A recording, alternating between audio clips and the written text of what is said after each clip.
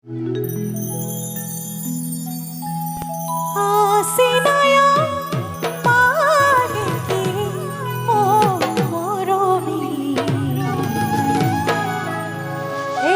লগত এটা বৰ বিশেষ কথা জড়িত হৈ আছে।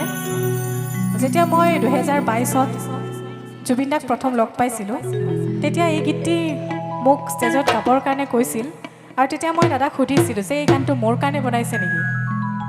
মৰমী আছে ন তাত, মৰমী, মোৰ নামটো মৰমী। গতিকে যেতিয়া ষ্টেজত গাইছোঁ, খুব এনজয় কৰি গাইছোঁ। দাদাই যেন মোকে সুধি আছে, মই এনচাৰটো দি আছোঁ, তেনেকুৱা লাগি আছিল। গতিকে খুব স্পেচিয়েল ফিল হয় এই গানটো যেতিয়া গাওঁ। তাতে আৰু জুবিন দাৰ লগত গোৱা সময়খিনিৰ কথাটো একেবাৰে বেলেগ, সুকীয়া আছিলে। হাসিনায়াং মানে বুকুৰে মৰম,